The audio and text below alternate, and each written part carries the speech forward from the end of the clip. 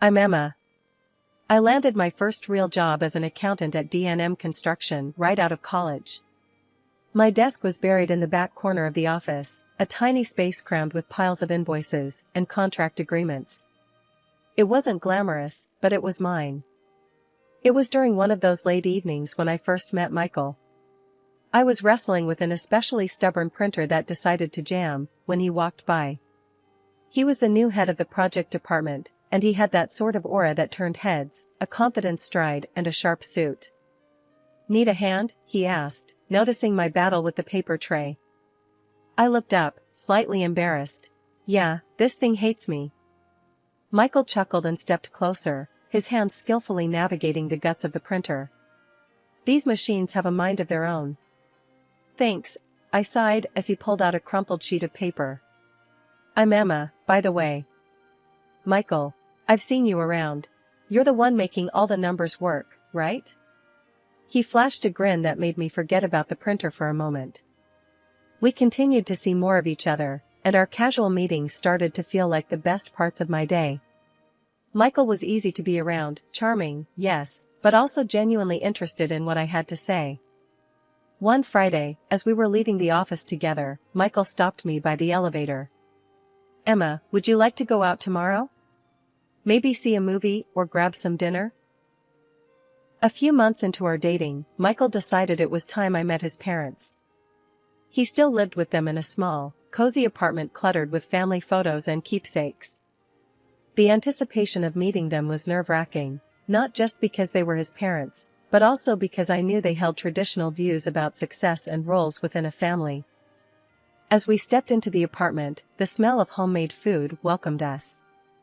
Michael introduced me with a proud smile.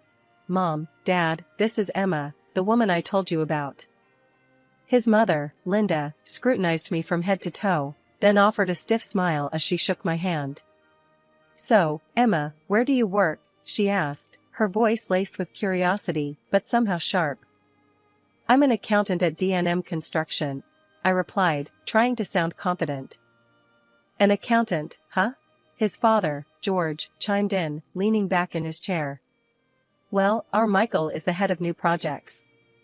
Quite a significant role, right, Michael?" Michael nodded. "Yeah, Dad, but Emma's job is crucial too. She handles a lot of the company's finances." Linda and George exchanged looks, their expressions unreadable. "Yes, but you're the one with the career that's going places," Linda said, turning her gaze back to me. "An accountant is nice, dear, but Michael is making real strides in the company."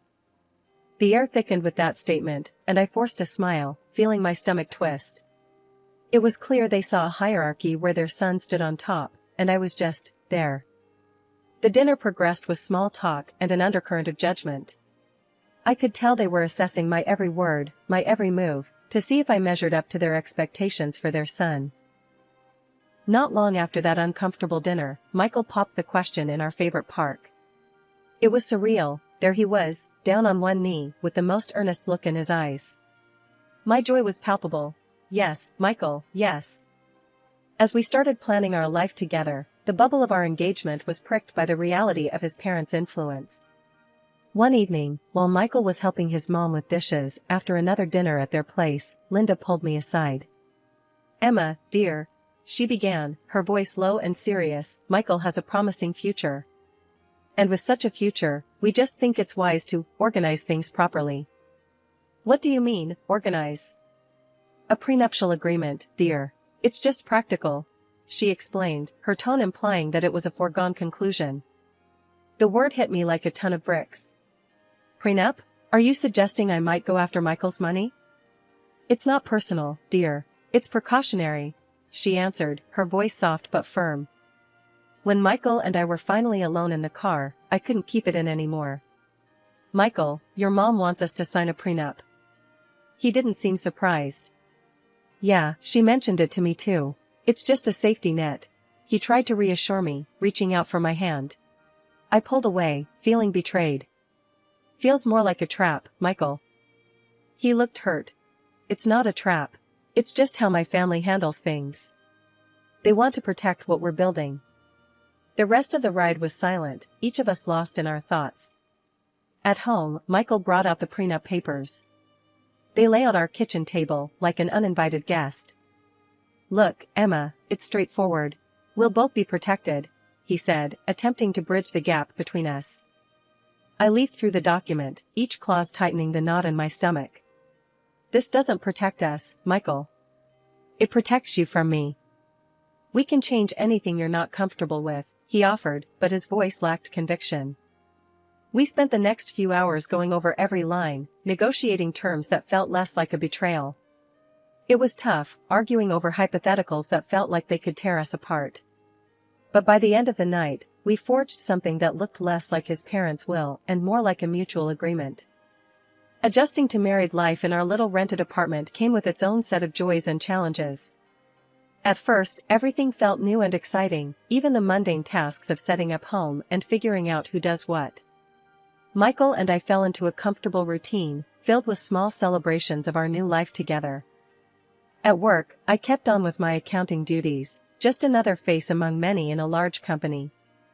But things started to shift when, a year into our marriage, my boss, Mr. Thompson, called me into his office.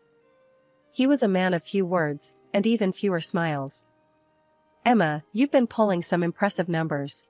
I see potential in you," he said, his voice gruff, but not unkind. I was taken aback, unsure of what this meant. "Thank you, Mr. Thompson. I appreciate your confidence in me." "It's not just confidence," he continued, shuffling papers on his desk as if looking for evidence of my hard work. "It's fact. I'm promoting you to chief accountant."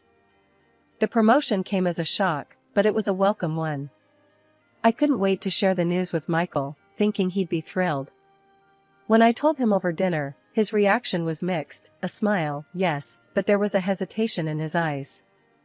"That's great, babe. Really? Chief accountant, huh?" he said, trying to keep his voice upbeat. "Yeah, can you believe it?" I replied, excitement bubbling in my chest. Sure. It's just, you'll be making more now, right? A lot more than me," he added, his tone shifting slightly. I reached across the table, squeezing his hand. "Hey, this is good for us, for our future. It's our success, not just mine." Michael nodded, but his smile didn't quite reach his eyes. "Yeah, of course. Just don't go bragging to my folks, okay? They still think I'm the high flyer in the family." I agreed, not wanting to cause any family tensions. "Your secret's safe with me," I assured him with a light laugh, trying to keep the atmosphere easy. But as the months rolled by and my responsibilities increased, so did the gap between Michael's perception of our careers and the reality. Another year passed, and another promotion landed on my lap, this time to financial director. The gap in our incomes widened, and Michael's jokes about my rich wife became more frequent, each one stinging a bit more than the last. One evening, I overheard Michael on the phone with his mother. No, Emma's just the same, still crunching numbers. Yeah, she likes it well enough." I stood frozen outside the room, the words hitting harder than expected. He hadn't told them about either of my promotions. I confronted him about it later that night. "Why haven't you told your parents about my job? About how well I'm doing?" I asked, feeling both hurt and angry.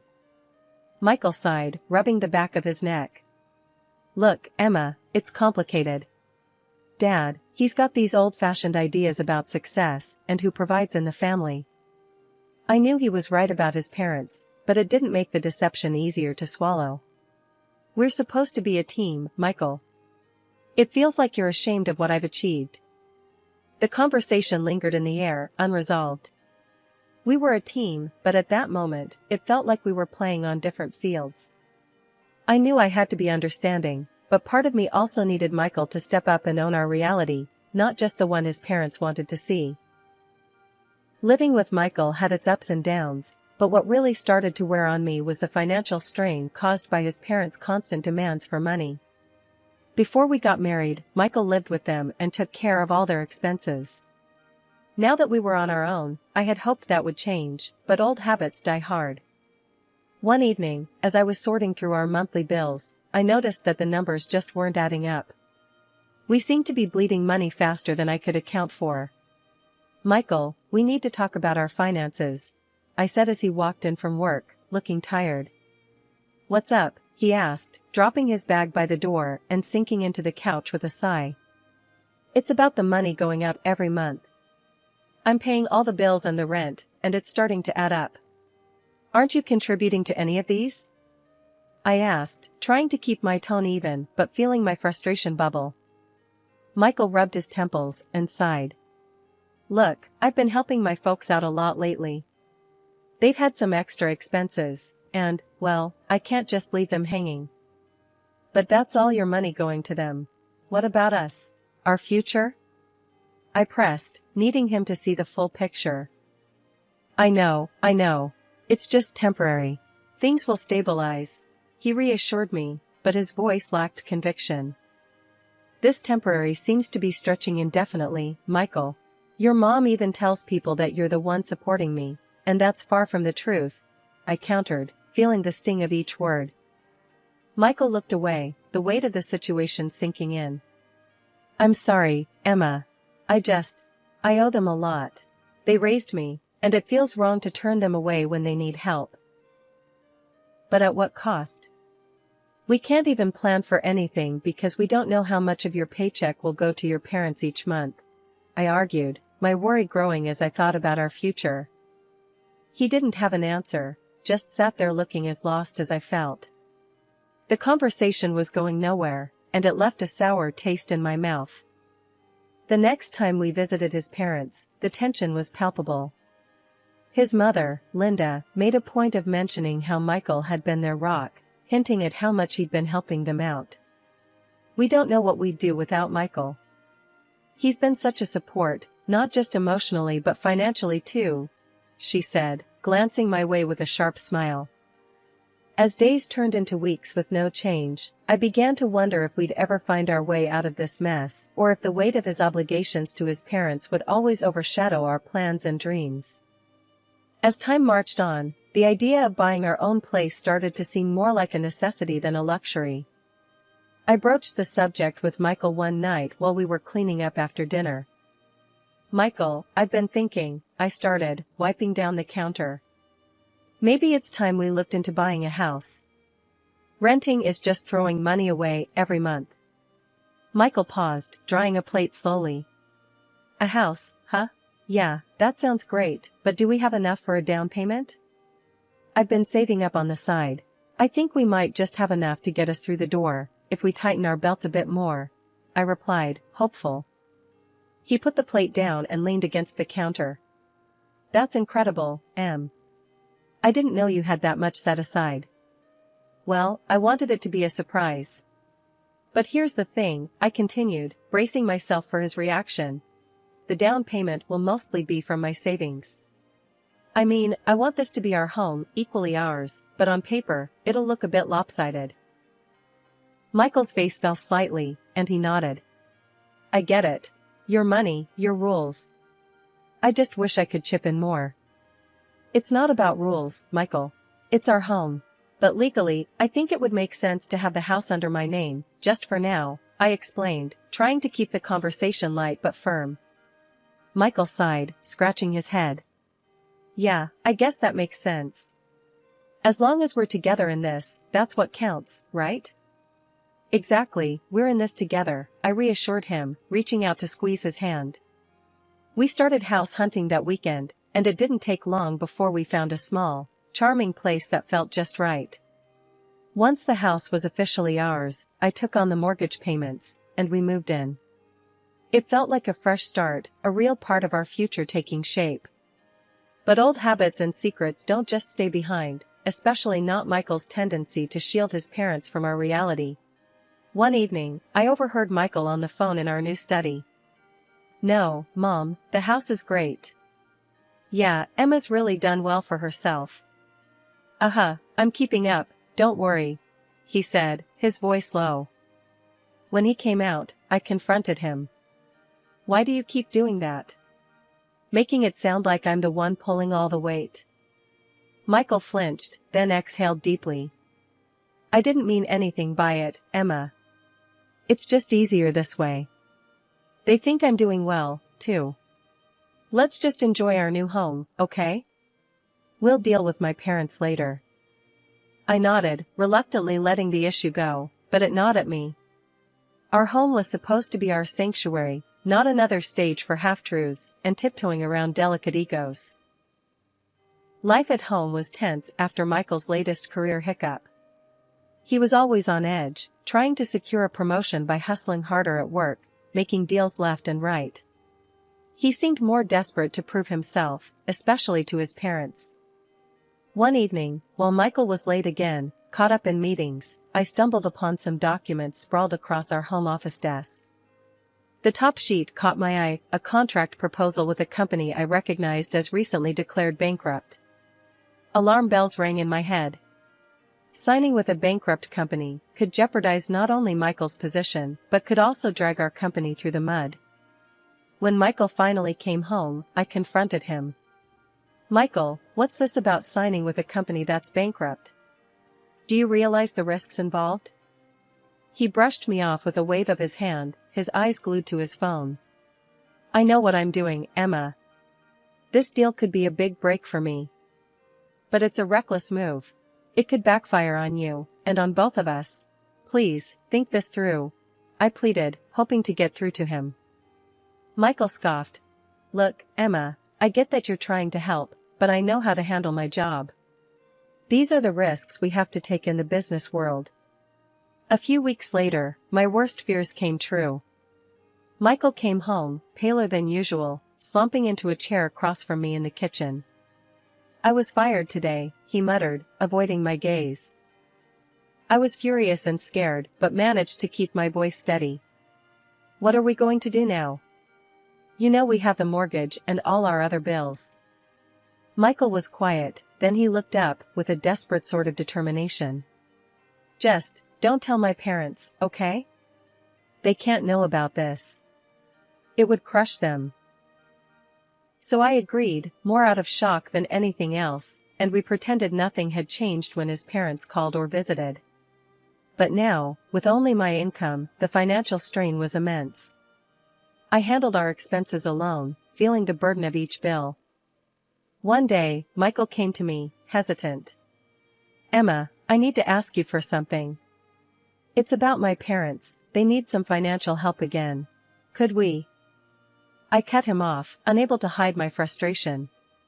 "You want me to give more money to your parents now? When we're barely scraping by with your job gone and me covering everything?" Michael flinched. "It's just that they're really strapped this month, and I promised." "No, Michael. Just no. I'm stretched thin as it is. You need to sort this out. Find a job, any job," I snapped, the stress boiling over. He didn't say anything, just walked away, and we didn't speak for the rest of the week. Losing my mother was one of the hardest things I've ever had to endure. The only silver lining was the small house she left me, a quaint place where I had so many childhood memories. Not long after the funeral, my mother-in-law, Linda, brought up the house. "You know, dear, it might be best if you sold that little house. You could use the money to help us," she suggested during one of their visits. I was stunned by her audacity. "It's my house, Linda, and I'm going to keep it. I've decided to rent it out to help pay off our mortgage," I responded, trying to keep my cool. Linda frowned, clearly not happy with my decision, but she didn't push further at the time. I was too overwhelmed with work and managing our finances to handle the rentals myself, so I asked Michael to find us tenants. A few weeks later, he told me he'd found the perfect tenants, an elderly couple looking for a place just like my mom's house. Trusting him, I thought nothing more of it until a few months later when I realized that no rent had been deposited into my account. Concerned, I decided to visit the house and speak with the tenants directly. When I arrived, the sight before me was like a slap in the face. Michael's parents were lounging in the living room, completely at home. "What the hell is going on here?" I demanded, my voice shaking with rage. Linda looked up, not the least bit ashamed. "Oh, hello, dear. Michael said we could stay here. Isn't it lovely?" I was expecting tenants who would pay rent, Linda. "Not you living here rent-free." I shot back, feeling betrayed. We're family, dear. We thought you wouldn't mind, she replied, her tone dismissive. I stormed out and called Michael right then and there. Why are your parents in my mother's house? You told me you rented it out to an elderly couple. They are an elderly couple, Emma. And they needed a place. You can afford to help out. Michael tried to justify over the phone. This is not helping, Michael. This is taking advantage. I'm paying our mortgage alone, and now this? Your parents need to leave. Now. I said firmly, my decision absolute. Michael was silent for a moment. Emma, they have nowhere else to go. They sold their apartment. They thought. I don't care what they thought. They have until the end of the week to move out. I cut him off, too angry to care about anything else. The conversation ended badly, with Michael pleading and me standing my ground. When I confronted his parents again, telling them they needed to leave, Linda lashed out. You can't do this to us, Emma. We're family.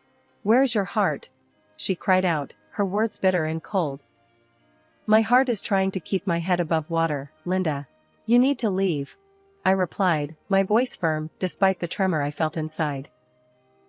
They didn't move willingly. I had to call the police to escort them out after they refused to leave by the deadline. Linda's parting words were venomous, cursing me and calling me heartless. Walking back into my own home after the mess with the police, I was hoping for some peace, maybe a moment to gather my thoughts. But the universe had other plans. As soon as I opened the door, the first thing I heard was the murmurs from the living room, my mother-in-law's voice unmistakably sharp. I dropped my keys on the hall table and walked in to find Linda and George sitting there, coffee in hand, chatting with Michael. Their expressions turned, fixing me with looks that ranged from accusatory to outright hostile. Michael stood up abruptly, his face red with anger. How could you do that to my parents, Emma? Apologize, now. Linda chimed in, her tone dripping with disdain. You've shown your true colors today, Emma. You're unworthy of our family. I think you should leave this house, it belongs to our son. And as if to twist the knife a bit deeper, she added, remember the prenup. You won't get a thing from us, and Michael will have the house. I stared at them, the absurdity of the situation almost laughable. Michael nodded along with his mother's words, a smug look on his face. That's right, Emma. You're my wife, you should listen to me, obey me. If you don't, I'll leave you. And good luck without the alimony. I laughed. You think I want anything from you, Michael? I agree to the divorce. In fact, I welcome it. Michael's face went pale, his confident stance faltering. I was just. That was just a joke. Come on, Emma. But I was done. Turning to his parents, I laid it all out. Michael has been unemployed for over a year now. He lives off my earnings, in my house. I made the down payment, I pay the mortgage. Legally and otherwise, this house is mine. The color drained from Linda's face as she turned to Michael, who could only lower his head in shame, muttering, It's true. I want all of you out of my house. Now. And don't come back, I said, my voice steady, but my whole body shaking with the intensity of the moment. They were indignant, of course. Linda started to argue, but I was firm. Leave now, or I call the police again. I heard Linda demanding Michael pay for a hotel, his quiet, defeated voice responding, I don't have any money, Mom. Once they were gone, the weight of the confrontation hit me. I turned to Michael, who still seemed stunned by how things had turned out. You should leave too, Michael. I'll send your things. That night, he left, and the silence of the house was both eerie and soothing. The divorce proceedings were straightforward. Michael didn't contest anything, perhaps out of guilt, perhaps out of resignation, perhaps out of the lack of money for a good lawyer. Now, living alone, I've regained a sense of peace and control. I rent out my mother's house, which helps cover the mortgage, and every decision, from the groceries I buy to the color I paint the walls, is mine alone. At night, I sit in the living room, the same room that once hosted so many painful confrontations, and I feel a deep sense of relief. I'm free. Free from the deceit, free from the control, and most importantly, free to build my life the way I see fit.